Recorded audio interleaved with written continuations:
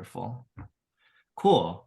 So just to give you a little outline of what we'll be talking about today, we're going to start off, we'll be just into our introductions with just some goals. Then we're going to talk about what the process is of quantitative data analysis with a specific focus on analyzing epidemiological and human biology data. We'll talk about the differences between cross-sectional data and longitudinal data. You'll figure out what those words are if you don't know them in a bit.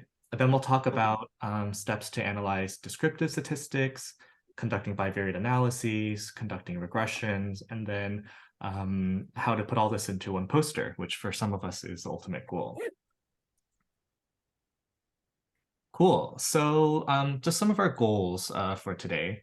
Three main goals: to understand the logic of quantitative data analysis. Again, there are many different types of quantitative data analysis, but we're specifically focusing on the process of analyzing different types of epidemiological data and the application of regression modeling. The second goal is to review the step-by-step process of conducting this type of quantitative analysis. And finally, we'll learn how to run ordinary least squares regression, which is a very specific type of regression approach using cross-sectional data. Cool. So just a quick outline of what the general approach will be for conducting a quantitative data analysis, especially for those interested in presenting for the Human Biology Association and just conducting different types of epidemiological and public health analyses. So we first start off with our question. Identifying a good question is quite important, especially if we want to be feasible with if we want our projects to be feasible and also commensurate to the data we have. We'll also talk about the importance of conducting literature reviews to try to develop background knowledge in order to develop informed hypotheses by the larger literature and our own hypotheses that we may have created based on our understanding of whatever pathway we're interested in looking at.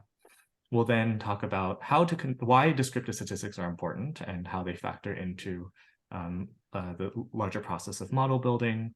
We'll talk about conducting bivariate analyses, and then I'll walk you through just a very short type of full analysis.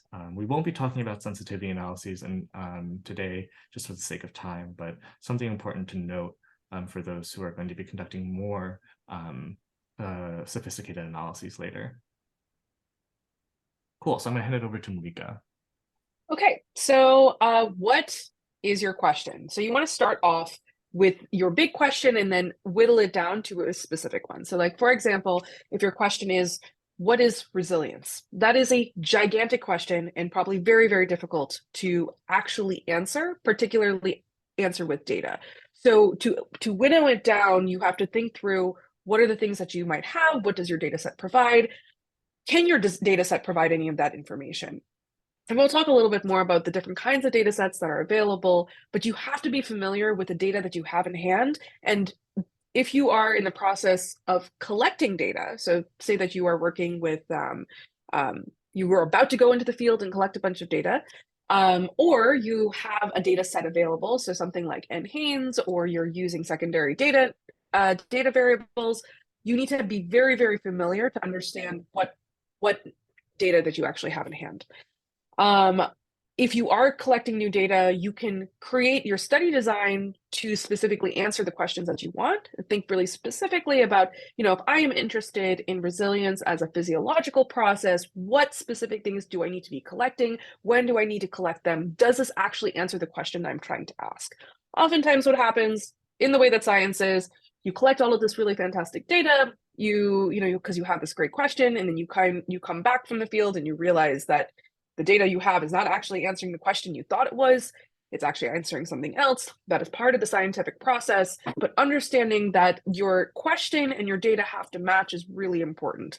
That's one of the things that I think a lot of junior scholars get dinged on, because, just because your ideal question and your actual question might not match, that is perfectly fine. You just have to make sure you're tracking that change over time. So the next thing to consider is what exactly your data set actually is. What kind of data do you have? So next slide. So when you're thinking about understanding the relationship between different variables, you have your exposure, so your X variable, which is going to be your primary predictor, your outcome variable, so what are you interested in overall, and then different covariates, so things that might influence or confound your outcome. So in the example, in the picture here, you have alcohol use. How is alcohol use related to lung cancer? If people have higher alcohol use, do they develop lung cancer? So a obvious confounder for those of us who are familiar with the human health data, smoking is going to be a huge contributor. So does it make sense to include smoking as a covariate because it's going to be added into the model and added into your question? It is a variable that could potentially influence the relationship of the between the exposure and the outcome. And we'll go to the next slide of the different kinds of data sets. So what exactly is a data set? So again, it depends on like where you are in the process of either collecting data or having data, but a data set is going to be a conglomeration of all of the data that you have in one place. Usually you will have per subject, you will have information about things like age and date of birth and sex and gender and whatever questions you might be interested in. But there are different kinds of data sets that are available that are going to influence the kind of analysis you're going to do, and in turn will influence the answers to the questions you might have, right? So different data sets can give you different answers. So you have cross-sectional data and longitudinal data. So in human biology, that tends to be the two main data sets you're working with. So with cross-sectional data, you will have a wide range of subjects, and they're all taken approximately at the same time. And it's going to be a snapshot of a specific time point. And you cannot characterize causation from this because you have everyone at the same time. So you can't say this is causing this because you have no time difference. Everyone is kind of happening at the same time. So I think a good example of this would be like if you're in class and your professor asks you a question and everyone answers at the same time, it's a snapshot of that time to understand what is exactly happening in this particular class right now. And there are benefits to that. Oftentimes, when you have a cross-sectional data population, you have a lot more data because you're able to get as many people as possible in this one section of time. In terms of like the actual data collection process itself, it's a lot easier. You're just, in terms of like participant fatigue, subject fatigue, you're just having folks fill out like one small thing and then they're done. You can release them into the wild. You never have to see them again. Now, longitudinal data is usually with the same group of subjects with data over multiple time points. So some like really classic longitudinal data sets, the Baltimore Longitudinal Study of Aging, which a couple of you I know on the call are familiar with, where you're looking at the same individuals over time. And so you can look at how they are changing over time, over these multiple time points. You have the you can test for correlation here because you're seeing all of the different variables, but you can sometimes characterize causation. So because you know what happened to them maybe 5 years ago, you can say maybe this is then predicting the outcomes for this as well. Okay, next, literature review. So much of being able to do good analysis comes from preparation ahead of time. So that means really understanding your data set you're working with, really having a clear idea of the questions you're asking, and what your data set can then tell you about your questions, what answers you can actually provide, but also being very familiar with the literature that is out there, because it can tell you things like smoking is going to be a confounding variable between alcohol and lung disease. You know that it's going to be part of that system. So it's important to be able to place your questions and the data that you have in the appropriate context. Now, how do you actually do a literature review? And I'm sure many of you are already familiar with this, but I want to be like really basic. We're talking like really practical here, how you should actually look for your data. We are in a time where we're very fortunate that we have so much at our fingertips. The internet exists, and all of you who, I think like anyone who's born after 1985 has had internet literacy as like part of your education, right? So you know how to use computers, you know how to search for things on the internet. Now, critical thinking is always very important in this process. You want to make sure that the literature reviews that you're doing and the searches you're doing are capturing the right kinds of information. You're not just capturing garbage information that exists on the internet, because we all know that it exists.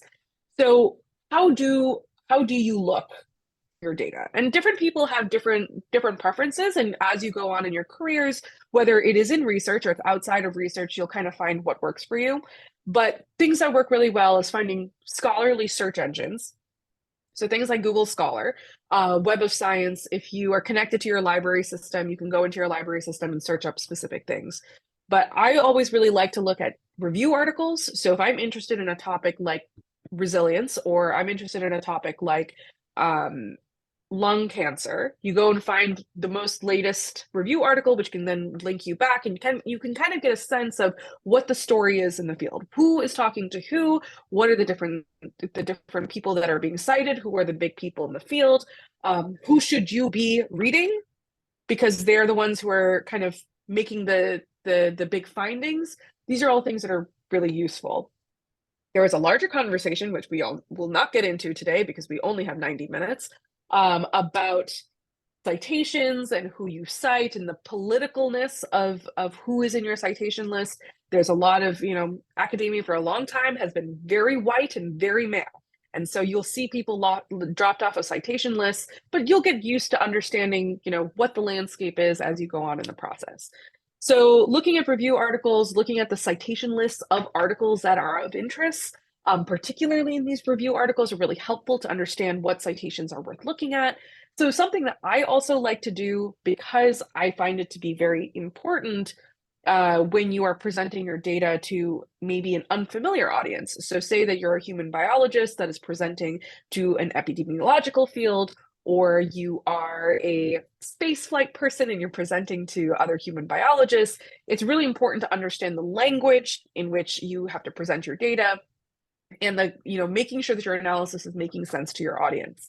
So something I like to do is to do a pulse check. So, you're looking at your scholarly articles, but also looking at what, is there something relevant to this in the New York Times? Is there something, Psychology Today, or, Reuters, or whatever, like something that is like a pulse check of like the world in general. How do people understand it?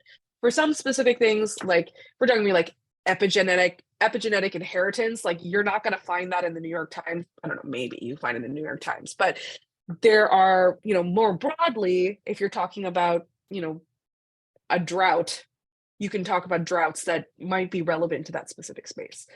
So I think doing a pulse check of looking at public discourse is really helpful and important. And the last thing is who's talking to who in the literature. It's just helpful to know, to understand how people are approaching the same kinds of questions and the same kinds of data that you might have. Okay, so developing a hypothesis. So you could take an entire class on just hypothesis development, because it is specific and it depends on the different disciplines that you're in. But we're going to go broad strokes here. Research questions, for the most part, are open-ended and they invite debate and discussion. So they're, again, like, what is resilience, or what is the relationship between, alcohol consumption and lung cancer? Like really, really broad strokes questions. Whereas a hypothesis is closed, and it is supposed to be concise and small, like easily testable. It should not have any ambiguity or assumptions about the reader's knowledge. You need to be as clear as possible, observable and testable results, and relevant to the research question or the problem. Something that I like to do is I always like to frame my hypotheses in an if-then statement, because then I know for sure it's a hypothesis. It doesn't have to actually be formed as an if-then, like you're writing it out or putting it on a poster, but that way I can make sure that it is answerable compared to a research question, which is really broad. And so Yoda says here, reject or fail to reject. So once you go into like the proper like statistics, biostatistics of like how hypotheses and null hypotheses work, you can only reject a hypothesis or fail to reject a hypothesis. You're never accepting a hypothesis. A hypothesis exists to be rejected. If you fail to reject the null, that means that you can move on with your statement. but otherwise you are assuming the null hypothesis. Okay, so now you have your question. Yay, hooray, you have your question, you have your hypothesis, you've done your literature review, you're feeling really good, you're like, I know the landscape, I know all of the data, I have all of it in front of me. Now what do? I have all this data. Okay, let's move on to descriptive statistics. Cool. Awesome. Thanks so much, Malika. Before we move on, we just wanted to see if there are any questions that people may have, or just clarifying points, comments. This is a pretty close-knit group, so if you have any, no shame. Yeah, and this is really flexible too. So like if we want to spend a little bit more time about like specific questions, we can do that. Yeah. And feel free to put it in the chat if you feel shy about saying things out loud. Thoughts, questions? Okay, I have one. Yes, someone loves the memes. Yes, thank you. That was the whole purpose of this. All right, cool. So why don't we just move on? So the main points just to highlight before going into this section is that, really, so you have your question, you have some sort of curiosity about how something works.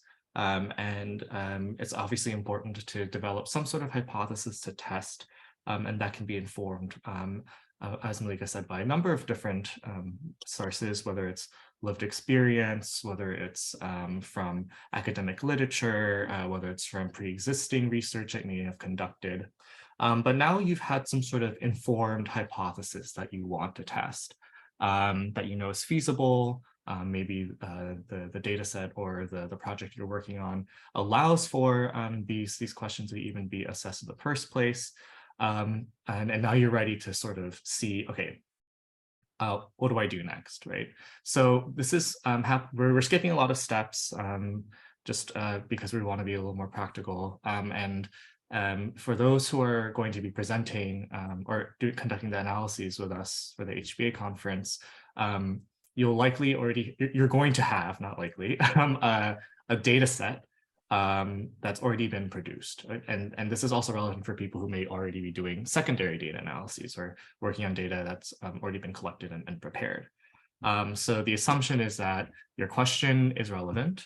We have data that are available, so variables that can be, that can assess the exposures and outcomes of interest, and also maybe some relevant covariates. What do we do now, right? So the first thing to do is basically to get a sense of your data. Like, what does it look like? What were people's responses like? What does my sample look like? And this whole process of just trying to get a first glance at the sample, or by sample, I mean the people who are in your data set, is by conducting descriptive statistics. So these things, so descriptive statistics are pretty simple. It means a lot of different things, but generally the whole purpose is to characterize your data. So these can be focused on 3 different aspects. It can look at the centrality of your data, and that's just kind of a fancy word for the mean. What are like these population averages, these sample averages? I'm going to be talking about the example of childhood trauma and mental health outcomes in adulthood later. What are the mean scores of childhood trauma? What are the mean symptoms of depression that people experience? What proportion of the sample identifies as female? Different basic characteristics. You're also trying to look at the variability. So how spread out or how homogeneous is my sample? This is obviously relevant for the generalizability of your data. So for example, if you have a data set, if you have a larger question about maybe, how different political stressors, or maybe let's be more specific, how racism affects mental health, and you only have sample of white women, then your sample might not necessarily be generalizable to other people outside of white women in that sample. But if you had a much more diverse a data set or sample, then you might be able to, then you have a large degree of variability when it comes to demographics, and may be able to generalize this for a larger population. And then frequency, just seeing, how many people, maybe how many people have met the cutoff for a particular level of mental distress, how many people live in a certain area. These are just constructs to assess during while you conduct descriptive statistics. And these can be assessed through a number of different ways, but to keep it simple, mean, looking at the standard error, which is a measure of spread, as well as the range. So the smallest and largest values. Other things to keep in mind when you're conducting descriptive statistics at this level, especially as we start applying these descriptive statistics to our regression analyses, which we'll talk about in a bit. The first is outliers. So when we conduct studies, sometimes, I wouldn't say sometimes, all the times there will be mistakes. And this can be from your RA, accidentally pressing a wrong button on their tablet, there being an incorrect, input of data into a computer. But also you might have people who are just at the extremes or at the ends of particular characteristic, whether it's weight, whether it's height, whether it's levels of hormones in your bodies. And these data points at the extremes are known as outliers, okay? So these are responses outside the expected range. It's typical for data sets to have outliers, again, whether it's through mistakes or whether it's through just natural variation. The first source of an outlier that I'll talk about is through error. So some outliers are intentional. So when so you'll see for those who are analyzing data with me, for some of the data sets that we have, when someone decides to skip a question, maybe because they just didn't consent or they didn't provide consent to answering that question, or maybe because it was something that was incomprehensible to them, we would code that question, their response, as something that was very distinguishable from the regular variable. So let's say we were asking about gender, and we asked, what their gender was, and they opted not to answer. In the studies that I run, missing data is always coded as 999. And practically, it's important to highlight this, because if we just add missing data as blank, as we put it as a blank value, or we put it as 0, then that could actually be misinterpreted as perhaps there being a technical issue with the spreadsheet and the data we're missing. It could be 0 could actually be a value that we associate with a gender. So it could be male, female, non-binary, whatever. So we wanted to make it as distinct as possible, so we put 999. And of course, this is like an outlier when we just say that, we use responses from 0 to 2 or 0 to 3 to code for gender. 0 being male, 1 being female, 2 being non-binary, 3 being trans, something like that. Accidental data entry may also be a source of this. And then the possibility of extremes. So for example, let's say we we take a measure of blood pressure. So systolic blood pressure, which is the number that comes on the top of the screen relative to the bottom number, on average is somewhere between like 110 to 130, right? And then anything above maybe 140 is identified as high blood pressure. But sometimes you might, so in a sample, you might have people, maybe like 98% of people are in some range between like 100 and 160. But maybe you have, someone who has some sort of cardiovascular condition, maybe you have someone who's extremely stressed, maybe you have someone who is actually having a, acute crisis, and could have really low blood pressure or really high blood pressure. And in those instances, their numbers could be in the outskirts. So these are just examples of outliers. So outliers are important to consider, especially in human biology and epidemiological research, because aside from the ones that are coming from error, you need to ask yourself, does this outlier make sense relative to the question that I'm asking? Does it make sense to keep this variation in my sample?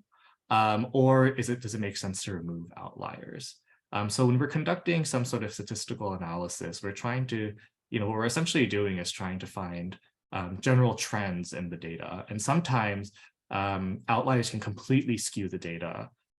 Just one person can completely skew a sample of like 500, 600 people. For analytical purposes, it's acceptable to remove these outliers. But perhaps there's a, based on your question, keeping these outliers may be relevant. So it just really depends on your question. People tend to just throw outliers out just because it's easier statistically, which is not good scientific practice. And when you write a paper, you have to justify the exclusion of outliers. But for us, for human biologists who are particularly interested in natural human variation, outliers can actually be quite interesting or important. Yeah. So then all of these, oh, go ahead. I Yeah. just want to add in there really quickly. This is why knowing your data and knowing your question is really, really important. So one thing that comes up in human bio all the time that I know both Andy and I have had to deal with is for hormonal data, particularly something like cortisol or testosterone, if you're using salivary samples, you suddenly see an outlier and you have to know if it's within the range of variation for this population and for this group, or is there blood in the sample, right? So is this outlier something that is biologically significant and something we should actually care about, or is it an error? There's blood in the sample, we can't actually use this data. So I just want to point that out, like it is important to understand your landscape while you're doing your statistics. Yeah, thanks, Malika. That's a good point. All of the descriptive statistics culminate into our table 1. And table 1 is a table that everyone has probably seen already if you're familiar with scientific research papers. But essentially what table 1 is the summary of descriptive statistics, which is just a snapshot of what the sample is. So it usually reports a list of all the key variables in your sample. So whether usually it starts off with a demographics section, so age, gender, level of education, maybe urban versus rural, things like that. And then the second section of table 1 includes variables that are specific to your analysis, the primary focus of your analysis. So the average number of childhood traumatic experiences, level of depression, level of reported life course stress, things of that nature. So we'll see an example of table 1 here. And this is just a table 1 that I published recently. And you'll see that there are different kinds of data that you report specific to the variable, the nature of the variable. So here we have just frequency distributions of people who had based on their self-identified race. And it makes sense to report these based on the N or the number of people. It doesn't necessarily make sense to report this as a mean. Knowing which numbers to report for which data are important. To compare that to something else like the number of household assets people may have. So this is a common measure of socioeconomic status, which we'll see soon. So in this measure, I believe there were 14 household assets that we assessed. And this is just, things like having a TV, having a car, having internet. And the higher number of assets, the greater SCS. And it's easier to report this value in the sample as a mean. And the second number here you have here is called the standard error. Also, it can be the standard deviation.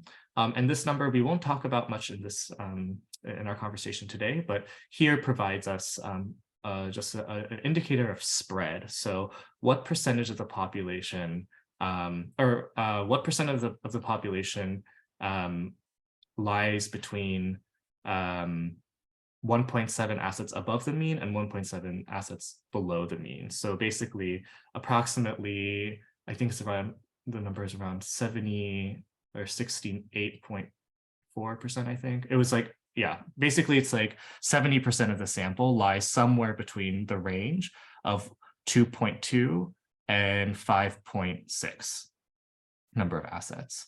Okay, and then here, I'm just going to show you another example of reporting the mean and standard error. This is for birth weight. So the study was also looking at birth weight in grams. So we report the average birth weight and then the standard error or standard deviation of basically showing what percent, what's the spread of birth weight in this sample. So this is a really nice table to just see what does our sample look like, who's in our sample, who isn't in our sample, and what's the level of maybe morbidity or size. Okay, so descriptive statistics also include visualizing your sample. There are different ways to visualize your sample. We've all probably seen this histograms or just a bar graph based on frequency. We can also think about looking at data based on individual points. So this provides us a little more clarity of the sample, so we can use scatter plots. And what both of these graphs show us are just what the sample looks like. How many people maybe are younger, how many people are older, what's the association between two values. So this is important for the scatter plot. And this just gives us a quick snapshot of not only what the sample looks like, but also how two variables can be related, or how two variables relate with each other. So let's say we have, our standard question of childhood trauma and adult mental health outcomes. We can do a quick pass of, of looking at the relationship between these two variables by conducting a scatter plot. And we would expect, because generally the literature shows that people who have more childhood trauma have a higher risk of exhibiting depressive symptoms in adulthood, that there might be a positive trend. Like we see here in this graph, it shows people who have higher reading scores might also have higher writing scores, which we would expect as well. So the descriptive statistics here, or the different distributions are important for modeling both their exposure and outcome. So this is a key point for a key step for those who are conducting analyses soon. So you'll want to just take a look at different, I guess, like snapshots or views of the distribution of these data, but also the covariates.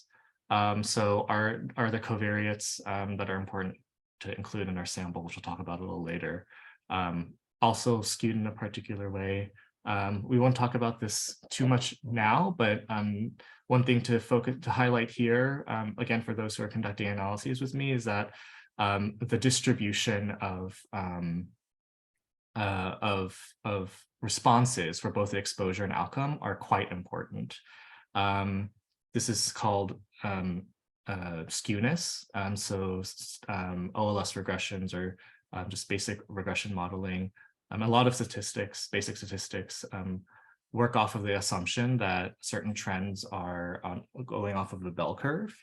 And if distributions of data are outside of the bell curve, then they're understood to be skewed, either to the left or the right, if there's a skew that goes this way or skew that goes this way. And that has deep consequences for our modeling. So we want to make sure that we have an understanding of how skewed our data are, and there are specific tests that we can run. So we can talk a little about that a little later. So descriptive statistics are important for that. Okay, cool. So that's descriptive statistics. Next, we'll talk about bivariate correlations, which is sort of the first level of analysis that we'll be conducting with our data. So now we have, so the whole point of bivariate correlations is to examine the basic relationship between two variables. So this association, this statistical test is not accounting for confounding factors or covariates. It's just looking at the general relationship, the general correlation between two variables. So the question could be, what is the basic relationship between childhood trauma and adult mental health? So there are many different types of correlation tests that we can run. And it all sort of depends on the nature of your data. we have different types of variables based on how these variables were coded and scored. So a lot of studies only assess, for example, male and female for assessing gender or sex. So variables that only have two responses are known as binary. We have other types of variables that assess a range of values. So like hypertension, high blood pressure generally, or weight. You can have a range of values between, people who are maybe like 20 kilograms or 200 kilograms. These variables are known as continuous variables. And then you can also have, there are many different classes of variables, but the third other one that I think is important to mention is called an ordinal variable. And these are still variables that identify or that categorize trends in data based on specific blocks. So like what grade you're in, first, second, third, fourth, fifth grade, maybe race. There might be different types of races. And these aren't necessarily binary or continuous. They're still they identify different categories within the variable. So these different variable types are really important when you're running these analyses, because some analyses are only specific to the type of variable that you have. So let's talk about this in relation to these correlation tests. So the first type of test is known as a chi-square test. So a chi-square test is assessment of association between two binary variables. So maybe someone has, you're trying to see the relationship between male and female and whether or not someone has hypertension or who's been diagnosed with hypertension or not. So that's 0, 1 and 0, 1. So the chi-square test allows you to calculate that association. You'll get a value that basically indicates how correlated that number is, or these two variables are as well. And you can also test for significance. The second type of test is the t-test. So you're comparing one binary variable versus one continuous variable. So maybe you're looking at male, female versus weight. On average,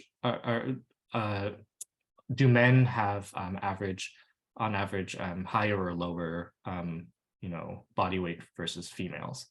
So the t-test is also just known as a comparison of means. And then the third is the Pearson's correlation, which is an assessment of, which is a correlation between two continuous variables. So you could be looking at the association between the weather and the number of cars that were stolen in a particular day. These are two continuous variables. You could have 500 cars stolen in one day or 2 cars stolen in one day, and different degrees, 20 degrees, 21 degrees, 22 degrees. So another way that people talk about bivariate correlations is also zero-order correlations or unadjusted associations or unadjusted regressions. It just depends on which field you're in. Psychologists tend to use zero-order correlations or unadjusted associations. Public health folks tend to use unadjusted correlations or bivariate correlations. That's the one thing about statistics. They just have so many different names for the same thing, unfortunately. Cool. So this is just a visualization of different types of correlation tests. I'm not going to go into this because we've kind of just talked about this already for the interest of time. And just want to quickly highlight here different types of correlation tests based on, again, the different types of variables that you have. So the Pearson's correlation is the most common correlation test and is an assessment of is used to assess the strength of a linear association with two continuous variables. And these other types of correlation tests, the Spearman's rank correlation and the Kendall rank correlation, is similar to the Pearson's correlation in that they're still testing for correlations between two variables, but it's dependent on the types of variables that you have. So for example, with the Spearman's rank correlation, rank being the important word here, is that the one variable may include ranks in the data. So first, second, third, college rankings, football rankings, because the comparisons of college rankings versus football rankings. And then with the Kendall, you're also looking at the different rankings, but based on quantities. So a letter grade, different categories of time. So 0 to 2 hours, 2 to 4 hours, 4 to 6 hours, things of that nature.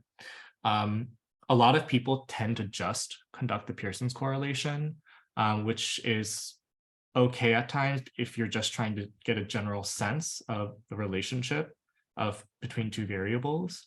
But when you are trying to use these correlation tests as a diagnostic for or an indication for which type of model you need to run, then you really need to be specific and accurate and choose these correlation tests accurately. It's really common for people just to report these Pearson correlations. So yeah, nuance is important in this level. Okay, so covariate selection. So what's after this? Okay, this is very important. We could have a whole lecture on covariate selection. But just to briefly talk about this, Malika already talked about an example of what a covariate or a confounding variable is. It's some sort of third or other variable that may be involved in the pathway that you're interested in. So we looked at the example of alcohol use and lung cancer, right? Lung cancer. Is there some sort of relationship between alcohol use and lung cancer? And then, in order to, conduct this analysis, you may think, well, maybe, there are gender differences with lung cancer. Maybe men are more likely to have lung cancer. Maybe there are health behaviors that are associated with, increased rates of lung cancer, like smoking or lack of exercise. Maybe the distribution of alcohol use varies based on your proximity to liquor stores or things like that. So these are all understood as confounding variables, covariates, sometimes control variables. And it's of course, when you're trying to test the association between two variables, or an exposure variable and an outcome variable, you want to take into consideration how these other aspects of life are potentially biasing your estimate. So there are many different ways to determine what variables you adjust for in your model. So first is just based on your own understanding and your own hypotheses of how the world works. So you might have a list of variables that you think are important based on maybe your lived experience or your own qualitative or ethnographic knowledge of the setting. But also, which is what most people do, is depend on the literature. So past studies, especially in areas that are conducting research groups that are conducting studies in the same sample or similar samples that you're studying. If they report certain covariates that are significant or have some sort of logical rationale for being involved in the relationship between X and Y, then it may be important for you to include those covariates in your model. Another way to do this is through this really nice diagram that we have here. These types of diagrams are known as directed acyclic graphs. And basically, it's just a visualization. It's just a drawing of the world or of the relationship that you're interested in modeling. This is a really fantastic exercise, and I make everyone who works with me do this, and really helps you think through how this pathway may be working. And it also helps to make sense of what variables are important to control for in your models, what variables are important to control for that you don't have, and how do you report, and really just to show your thinking and the logic, as well as being transparent with how you've been not only conceptualizing this analysis, but also identifying any potential sources of bias, right? And I just want to jump in really quick about best practice here. So when you're constructing your model, there are certain camps. There are some people who lean on the side of not including enough covariates, and there are other people who just put everything but the kitchen sink in there. I think that something that is just keep in your mind as you're putting together your models, you need to have a rationale for every covariate that you include, whether that is coming from the literature or coming from your own experience, which is why something like a directed acyclical graph is really helpful because you can map everything out and you understand why you're adding these covariates in. Based on the math of statistics, oftentimes you can just have something that shows up to be that looks like there's a relationship or looks significant, and we'll talk about p-hacking and all of that stuff later, but you need to be able to verify that it's not just happening because of something with the math, but this relationship is verifiable. Great. Yeah, thanks. Let's see what's happening after this. Regressions. Yeah, okay, let's stop here. Take any questions. So I think Elisa had a question. Oh, okay, but we can talk a little bit about Elisa's question about keeping track of things. And Elisa, I hope I'm saying your name right. I apologize. Feel free to correct me if I'm saying it incorrectly. Yeah. Their name's Elisa Marie. Elisa Marie.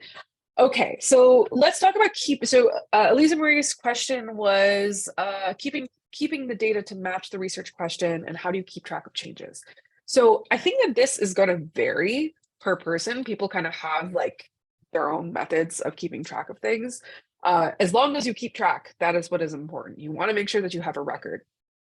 In like, I would say like more natural science or engineering professions, you have a lab notebook where you write every single thing down. That is how you keep track of everything. You have a logbook, you have a record of every single thing.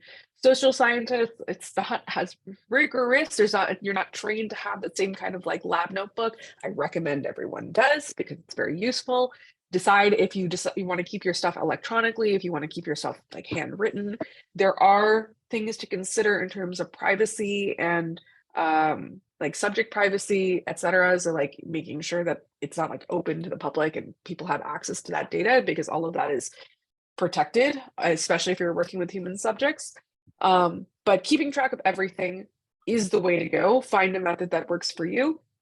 Another thing that I think is really very, very useful for working with big data sets, particularly data sets that you are creating yourself, is making sure you have a code book. So what I do is for every data set that I have that I'm collecting myself, within that main data set, I will have like another tab that is code book that basically explains what all the different variables are, and anything that is, anything that might help a total stranger who does not have any experience with this data whatsoever understand what that is. And you'll see this in the big data sets, like so if any of the big NIH data sets, many of the international data sets, they will have code books that will explain everything. The idea is that any person should be able to see this de-identified data and know what all the different things are.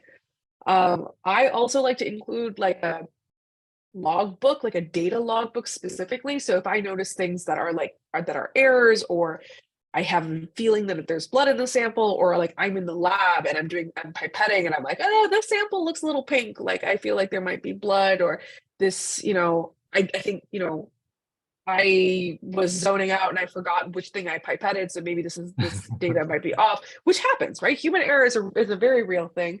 Making notes of that so it's all in one place and it can be integrated. I will say that I wish that when I was starting out, I had gotten this advice, because it took me several years in the research process before I found my method that worked for me. And I would have saved myself a lot of headache if I had just had everything in one place together that was standardized and good. So Cool. Andy, I don't know if you want to say anything about your methods of. I mean, that's honestly a wonderful question. Like in the lab sciences, like, we have to, like, it's a standard practice it's like almost like our Bible to like keep a running logbook. And I don't really know a lot of people, like statisticians, who do that, but I will say that an equivalent practice is just to save your script or save your code. So you always have some sort of separate file where you're like recording all of your code and stuff. And I have a separate Google Doc where I write, it's kind of like my diary. And I write, this didn't work. I'll put my own musings, different ideas like that. Cool. Other thoughts, other questions? The idea of covariate selection is really important and maybe a little fuzzy for some people, so we're happy to kind of talk through this and anything else we've talked about. So far, we've talked about how to select the question, selecting hypothesis, doing descriptive statistics based on the data set that you have, and then starting to just do your first pass of analysis using bivariate analyses just to see what these associations may look like. Anything? Okay, Leah? Yeah, just regarding the covariate selection, I assume it's based on like perceived strength of what like the confound is, like how impactful or like effective it is on like your field of interest. But if there's like a few things that you kind of hypothesize are like playing a role, but you're not super sure, like at the beginning of your research, like you haven't necessarily conducted actual research yet, but you like have a hunch that these things may contribute like varying forms of like confounding variables. Do you have to necessarily like prioritize one over the other, or is it something that you can be like mindful of as you go through it and then like write later on in your work that like these were things that initially were on my mind or like concerned me as possible covariates? Yeah, that's a really wonderful question. And this is actually something that that's so important to highlight because it's a very practical question and something that varies across fields. Statistics, you'll find that the practice of statistics is super variable even within fields. I think there are a number of different camps. So first, in general, what you suggested, I think, is totally fine. Because like the world is so complex and there are so many different things that could be playing a role in a particular relationship. Usually, before I go into the camps, like the rate limiting step for us is the availability of data. So we might think, everything under the sun is relevant for our analysis, but we actually only have 4 variables, right? That doesn't, it means that our analysis is going to be a bit biased and that we're not controlling for the effects of certain variables. But that doesn't necessarily mean that our analysis is not worthy of publishing. Sometimes, especially in the work that we do as anthropologists, where we go, sometimes to hard to reach communities or trying to focus on specific problems or issues that are more niche or harder to study, it's important that we still report those data, and do the best we can with the resources that we have. So doing those studies are important, but also reporting the drawbacks. Other fields of study would never support that. So you really just have to be mindful, and it really just depends on how you view knowledge production and highlight the other strengths and weaknesses of your work. But generally, trying to go with the gold standard is great. To get to your actual point, yes, you can sort of keep that in mind the entire time, and it's something that I still think about for papers that I've published in the past. And there are different techniques that you can use to determine whether or not a particular variable is relevant or not. So if you have, let's say, the relationship between childhood trauma and depression, and you have things like, maybe you have 3 different asset variables. You have household asset, SES variables. You have income, and you have people use education as a marker of SES as well. You could say that all these 3 things are relevant. But in a model, and I mean, this is going more deeper into statistics, sometimes these 3 variables are just super highly correlated, and they typically are. So you can either decide to include all of them, because if you have your own like a reason to do so. You could include some of them, maybe two variables that measure two different things that aren't too related, or you can collapse all of them and put them all in one variable. There's like different ways to do that, or you can just use one. And there are different tests to show whether or not these variables are super overlapping or not. They're like essentially measuring the same thing, or if they're actually like playing different roles on the predictor or the outcome or the association.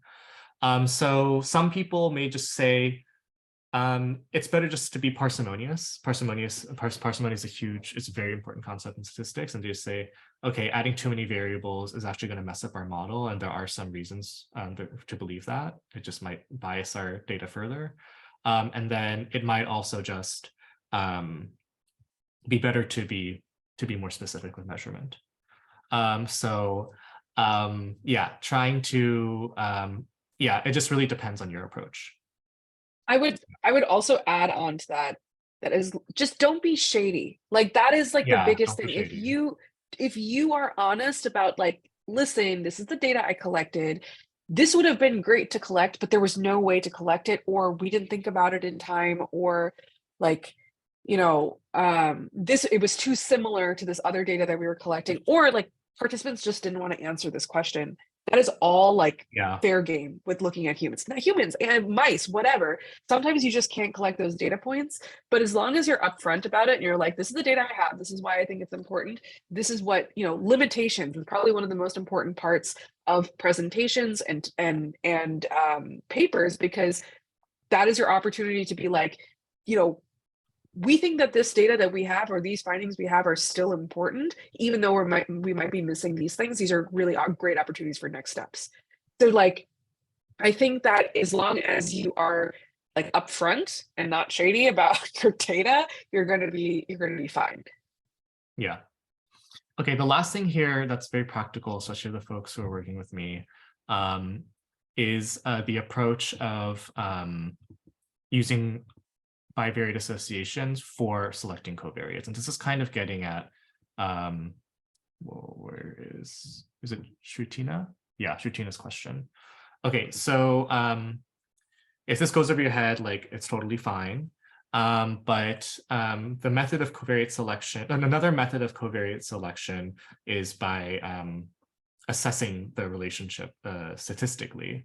So for example, you may have different sets of covariates that you potentially want to include in your model. You may think that they're important theoretically, you may think they're important because of the literature, and you may think they're important because of like the hunch. You can include those covariates based on all those three approaches. Those are all fine approaches. But then in terms of trying to use statistics to assess covariate selection, I mean, there's so many different approaches to this. I'll just say that, but one of the most common ones are just to conduct bivariate analyses between the exposure and the covariate, or the outcome and the covariate. And if the p-value on that correlation test is below 0.2, then basically that test is saying that, okay, there's some reason to believe that this variable may be involved in confounding the effect of confounding, the association, or may be related to the exposure or outcome.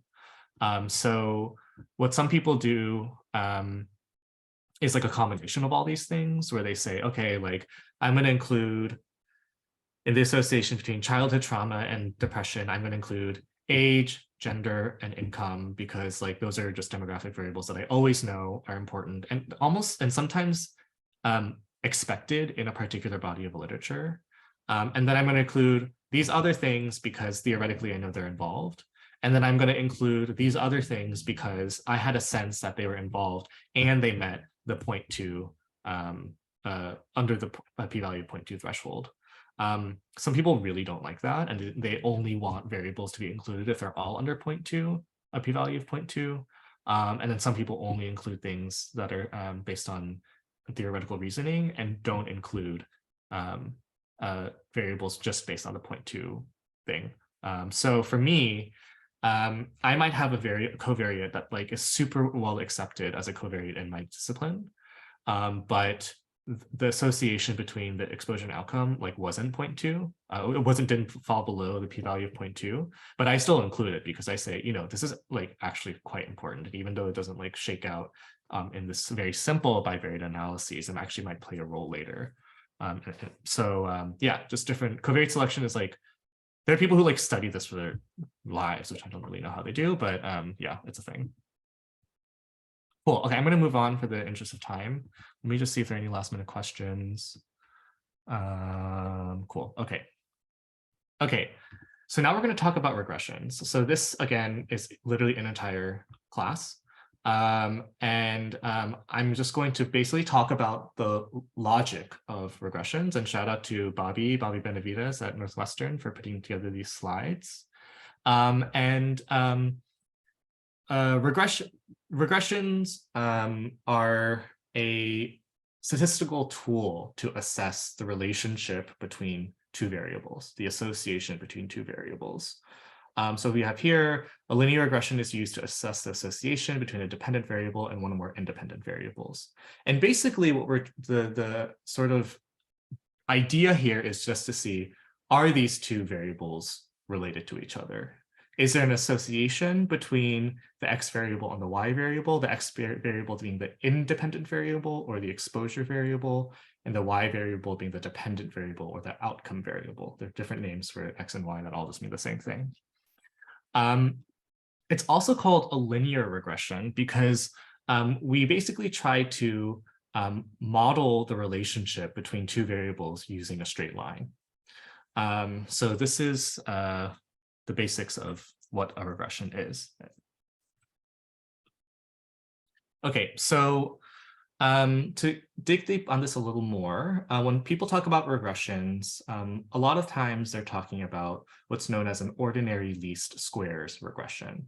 And it's basically a fancy term to talk about a specific regression, a statistical technique to calculate the best line to predict, or the best model to predict the distribution of data, or specifically the relationship between two variables. We'll talk about that now.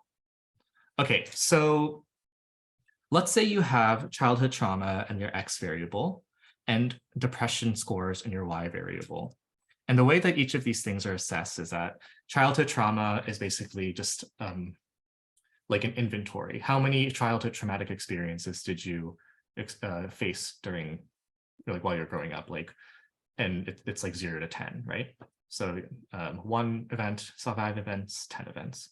And your y-axis is going to be your the scores for a depression survey that's based on severity. So the higher number of depression, higher score, the worse depression symptoms you have. So for example, they'll have like a 20-question survey. They'll ask you about different symptoms of depression, fatigue, sadness, feeling tired, irritability, and you rank and you provide, a score for how much these things are affecting you, like 1 to 5. So then there might be a range of like 10 to 50 or 10 to 80 or something. So you have 0 to 10 for trauma, and then 0 to 50 for depression, just for example. Basically, more is worse. So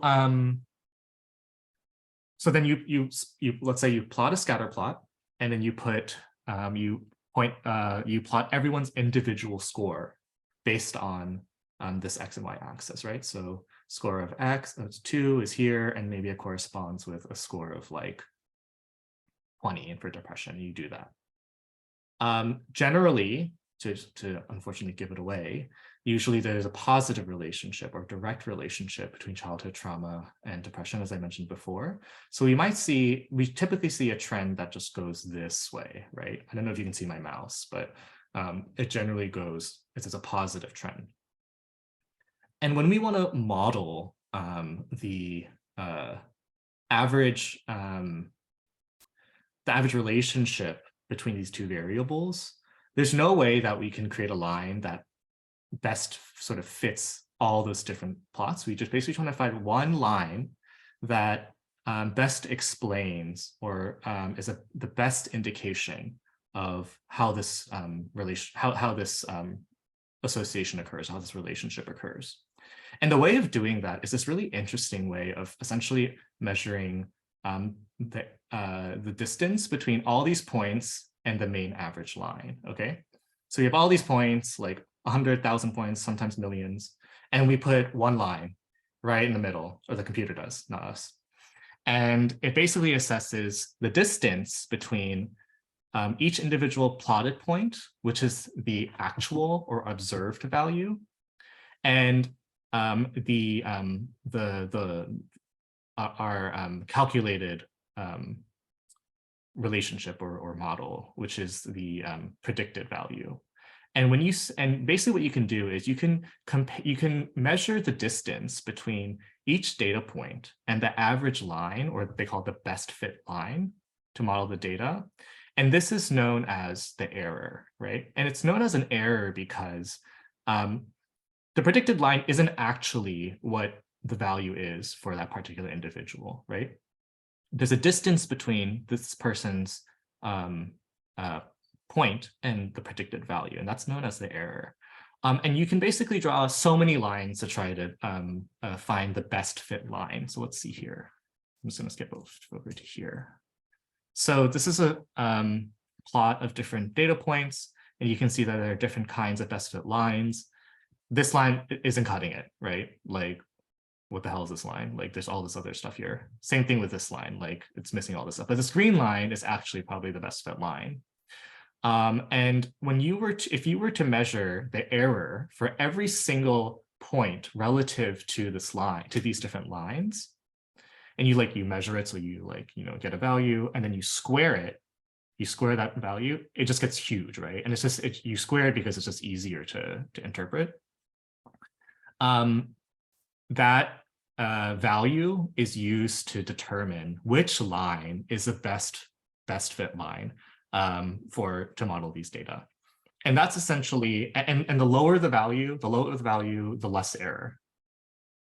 So basically, that's why it's called ordinary least squares. Okay, does that make sense? Right, okay, cool. It's like a lot more complex than that, but that's just, that's just what we can give you for now. Okay, another term for error is residual. That's a really important term. Okay, so remember our friend y equals mx plus b.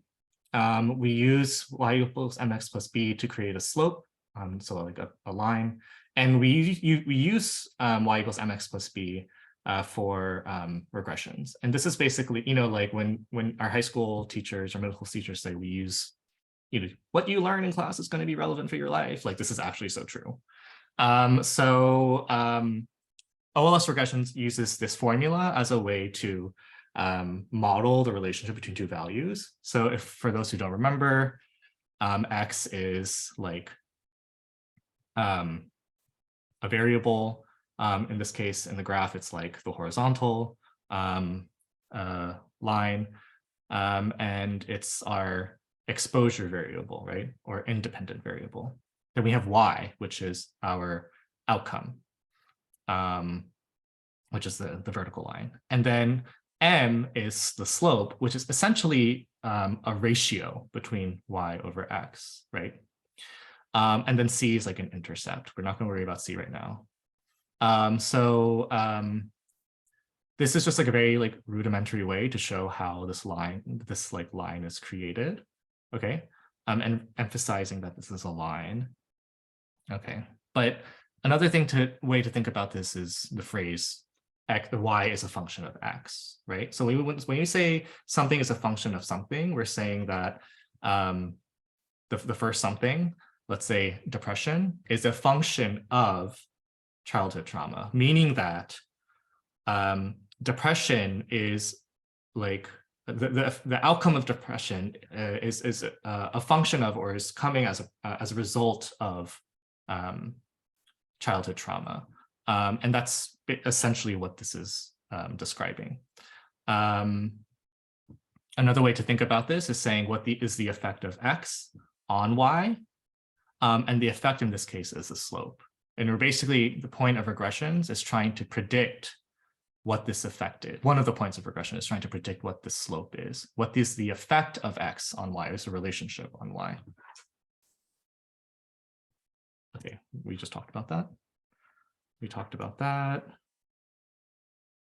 Okay, one thing here to note is that in this distribution of X and Y values, we have C, which is the intercept, and remember the intercept is where it crosses 0 for the Y-axis. That's basically what C is actually. Let's see. So yeah, so the computer is modeling some sort of line, and it's giving us some sort of slope value, and it's also giving us an indication of basically where this trend exists relative to these data points. So these are understood as parameters as well. So what are these different parameters that help us make sense of the data? And we use each of these parameters to make sense of the model. Okay, so to sum up, you can consider the OLS as a strategy to obtain from your model a straight line which is as close as possible to your data points. Hope that makes sense. We talked about this already. This is just another example of the residuals, calculating the residuals. Okay, we're not gonna worry about this now. This is a little too complex, but the TLDR for this is two things. One is this idea of the goodness of fit. So statistics here is creating a word, goodness. And goodness of fit is essentially how best does this line fit to the data, okay? And it's an important concept to know because we can actually calculate the goodness of fit. So, you know, a lot of relationships in the world don't operate on a linear relationship, right? Sometimes it's like this, sometimes it's like this, yeah, you know, they're just like operating different ways. So we can use different types of models or functions to best model the data, right? So maybe we talked about in class that cortisol goes up when you're experiencing stress and then eventually goes down during recovery, right? And then we also talked about this cortisol also operates diurnally or based on a circadian rhythm, and it's highest during the day and lowest during the night. So this kind of like this pattern of, and if you were trying to model cortisol, for example, there's this pattern where it kind of gives you like a quadratic pattern, right? You might have other trends in the data that actually look more like, you know, a different type of function. So essentially what you do in your model is you literally write the equation in a way that allows you to have your predicted model operate based on the kind of function that you want, right? So you can run a quadratic model, you can run a logistic model, you can run a cubic model. There's so many different types of models that exist. You can run a natural log thing. Yeah, so that's not what they call it, but yeah, so that's and again, I pair this with the idea of goodness of fit because at the core, regression is trying to develop a model that best models the trend of the relationship between two variables, right? And so I think another important thing here is the number of data points you have, because goodness of fit is going to be based on what data points you have available. If you only have like 5 data points, your regression is garbage because it's going to be based on your goodness of fit line is going to be based on these like 5 data points. So maybe it's linear, maybe it's quadratic, like you can't really tell because you don't have enough data points. And so that's why you'll find like if you're working in a small n data set, so say you have like 3 individuals or you're having, you know, something catastrophic happens to your data, you lose a whole bunch of data. you have to be very, very careful about the analysis you choose and how you describe your data, because a lot of these models have assumptions that are based on having enough data points. Yeah, definitely. So more data, the better. We love data. Okay, last thing is covariates, right? So hold on, let's see where we are. Okay, so basically what we're trying to do with a regression is predict the effect. Another way to make sense of this equation is trying to predict someone's score, right? An outcome. So let's say we were doing, we were trying to model someone's depression score. There are so many different variables at play that could predict someone, that we could calculate or factor into to predict someone's depression score. Their age, their gender, their race, their socioeconomic status, how much stress they've experienced, whether or not they drink, and all these things like matter, right? Another way to think about this is maybe predicting someone's like SAT score, right? So you have all these different variables, we factor them into this model and we say, okay, let's try to predict what someone's SAT score is. What sort of variables do we need? And what is the effect of each variable on or factor on the outcome? So that's one way to think about this regression line, right? We're basically creating an equation where we have different variables in play and we can add values to those X variables, right? And based on the estimated slope, which is the effect of that variable, we can actually literally calculate what is someone's predicted Y value or the outcome. And then that's used to literally construct, the line. The other way to think about this regression equation is to determine the regression line. And we need to basically consider all these different variables that can potentially confound the relationship between the exposure and the outcome. So typically, when we look at a regression equation, the first variable is our exposure variable or the primary variable of interest. And then everything else is sort of the different covariates. Let's forget about this quadratic thing for now. Let's just say there was a whole string of M1x, M2x, M3x, things like that. So when we include different covariates, we are trying to mathematically adjust for the effect of these other variables when trying to predict the effect of this primary variable, the primary exposure, on the outcome. And basically, when you add all these other variables and slopes to this equation, the computer has more information to calculate what this effect or the slope of X could be on Y, right? And essentially what that translates to is, what is the value of this coefficient? And that essentially gives us the ratio of Y to X or the slope. And when we calculate, when we try to say what the effect of something is on Y, we're essentially trying to calculate what that value is, okay? And computationally, like, we're not going to talk about how that happens because it's very complex.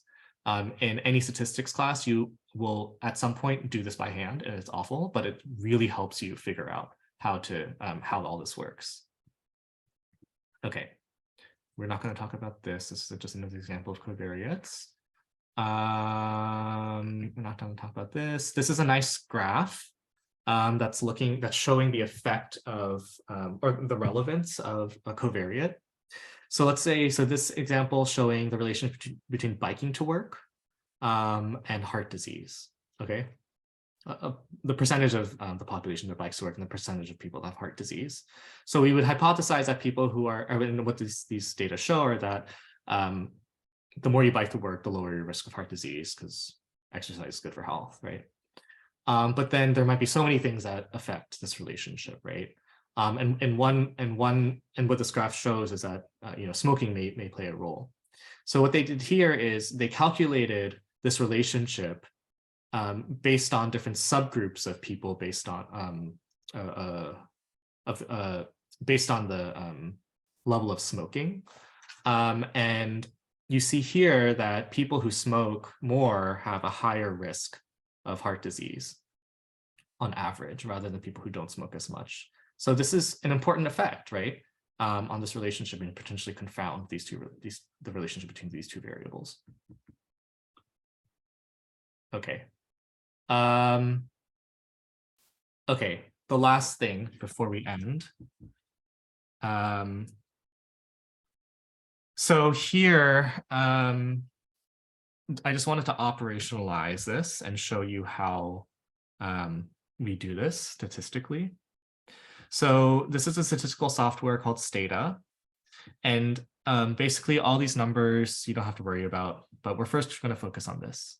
This is the actual regression that we're conducting. This is an unadjusted regression where we're looking at the relationship between the Y variable, which is depression, and the X variable, which is childhood trauma. Again, higher scores, more depression, higher scores, more childhood trauma.